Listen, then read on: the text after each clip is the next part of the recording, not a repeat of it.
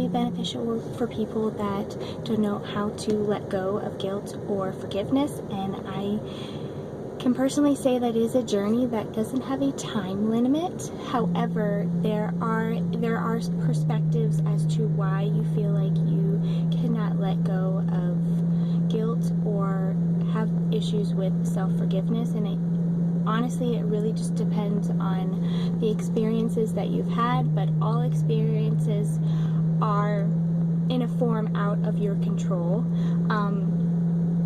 And I feel like people that struggle with self-forgiveness feel like they could go back in time and cling to these experiences and somehow change them. So self-forgiveness has a lot to do with letting go of the control, and people that struggle with self-forgiveness and letting go feel like they are a burden, or they feel like they are in need of being punished because they feel an immense amount of guilt over an event or a situation that was outside of their control, but they did the best of what they had to work with to be able to go through with these experiences. And that is what life is all about, is you only have to work with the knowledge that you have at the time. And I feel like people that hold on to guilt or have a burden of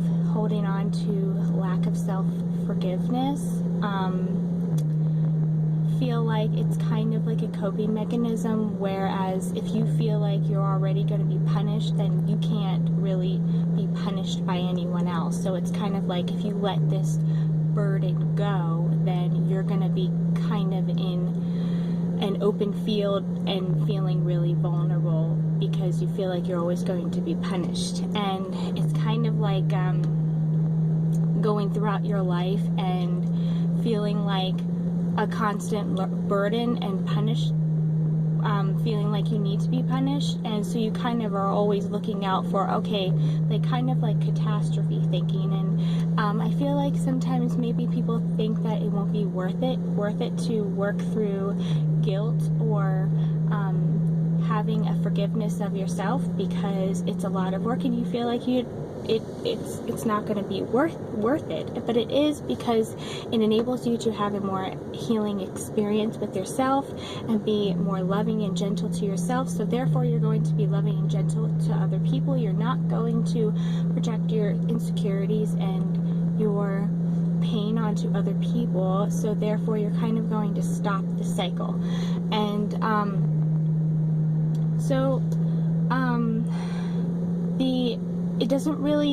guilt doesn't really have a time limit on it. It's a process that you kind of have to work through, but it's helpful to find out where your guilt is coming from. If you tend to feel guilty all the time, it usually means that you have a lack of self-forgiveness. So instead of focusing on, okay, I don't want to feel guilty anymore, it's more of, okay, what in my life do I feel that, what event in my life or situations in my life do I feel have been cast upon me, and I am taking it as it's my fault, or I feel responsible.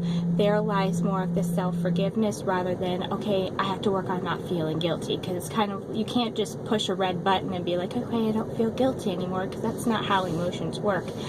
Emotions, or a well-rounded person is likely to have a plethora of emotions, but the positive ones are more likely to come into your life if you are open to experiencing all emotions. And guilt is a really difficult emotion to handle because it kind of carries into a lot of other things, and a prolonged sense of guilt turns into shame, which I do have a video on in my channel. It's called Overcoming Shame. So I hope this really helps somebody today, and I understand the feeling of lack of self-forgiveness and guilt, and it is a process that is definitely worth working on, and it is a journey that is well worth it.